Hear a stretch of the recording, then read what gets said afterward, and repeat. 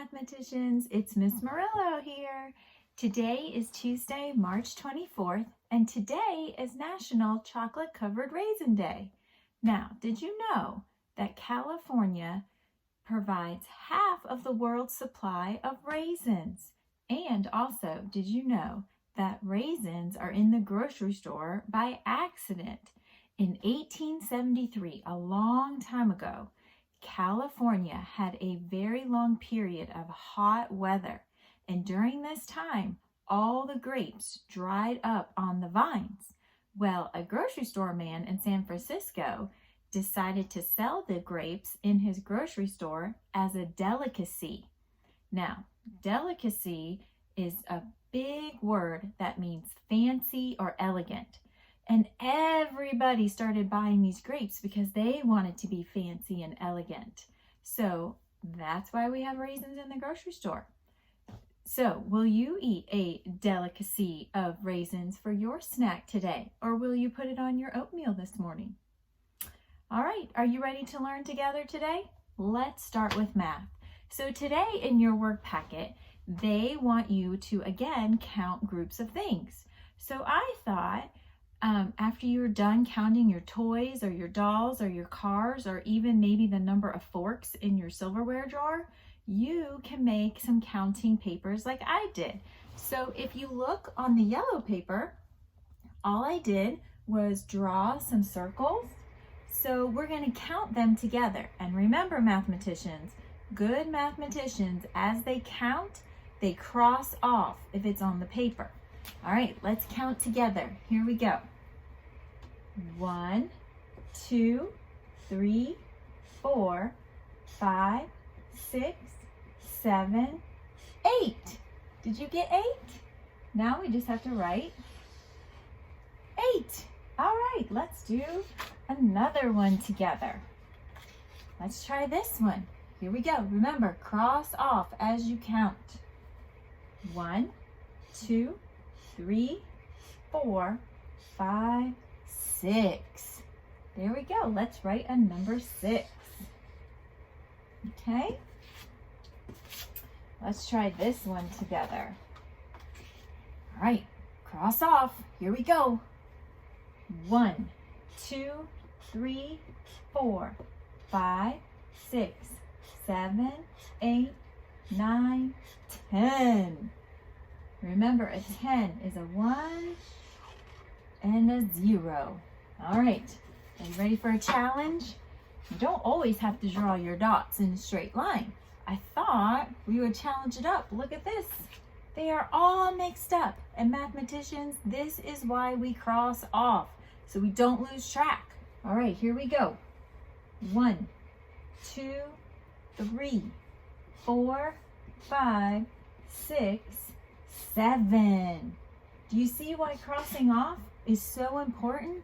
If I would just count like this, I might lose track because the dots aren't in a straight line. All right, let's do one more. All right, here we go. Last one. Cross off.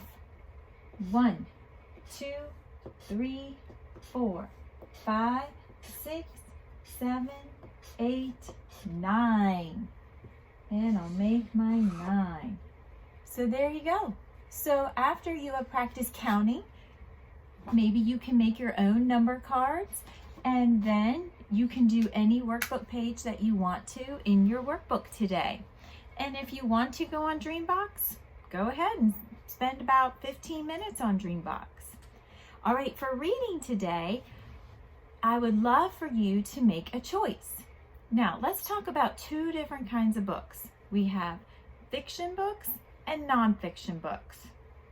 Fiction books have characters, and there's a problem and a solution, and they let us use our imagination. So these are some examples of fiction books. So I have the Berenstain Bears, Get the Gimmies. So they're the characters, and the problem is the bears they want everything every time they go to the store. And then I have one of my favorite fiction books, Stephanie's Ponytail. Love this story. And then we have this one, it's fiction, The Crayon Box That Talked, because we know our crayons can't actually talk, so I know that that's a fiction book. So then we have nonfiction books. Nonfiction books teach us facts. So I have this book, it's about maps and globes. So it is going to teach me all about maps and globes as I open it up.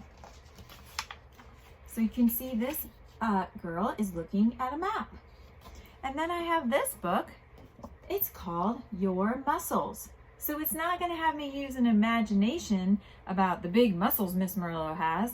It's going to teach me facts about muscles. And then I have this book about your bones. And that is a nonfiction book. So my challenge for you today is when you do your reading, if you read a fiction book on Raz Kids yesterday or from your bookshelf, today try to read a nonfiction book. And if yesterday you read a nonfiction book, then today try to read a fiction book that has a character and a problem, a solution, and lets you use your imagination. And remember, we got to try to read for 20 minutes every day. Okay, today's word work challenge is actually a fun game. So let me show you all you have to do. You are going to need to look in your packet for the list of words under Cycle 14. And then you're going to have to take some paper and cut it up into little squares. Let me show you what I did. So on each little square, you're going to need to write one of the words. So on this card, I wrote the word fin.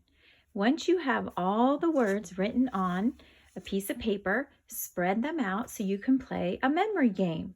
And then all you have to do is take turns turning over the cards to find a match. So let's see if Miss Murillo can find a match. So if I turn this card over, it is the word sit. Let's see if I can find a match. What about this one? Oh, it says the word in. So that is not a match. So if you don't get a match, you have to turn the cards back over. All right, let me try again. How about this one? Rip, rip. Let me try this one. Oh, look at that. Miss Murillo got a match. Rip and rip. So if you get a match, you take the cards and put them in your pile. The person with the most matches at the end of the game is the winner. Okay, the last thing they want you to work on today in your packet is the science part. And I think this is the best part about today's work. They want you to write about what living things need. So I thought instead of just writing in a list, you could make a circle map, just like I did. So in the middle of my circle map, it has the word living things, and then all around in my circle, I put the things that we need to live, like we need food, air, space, water, clothes, and shelter. And then you can take your circle map and make a book. I know you all love making books. So let me show you the book Miss Murillo made. I'm not quite done with it, but I started. It is called I Am Living by Mrs. Murillo. Let's read it together. Says, I need food to live. And then I drew pictures of food and I even labeled, because that's what good writers do, remember?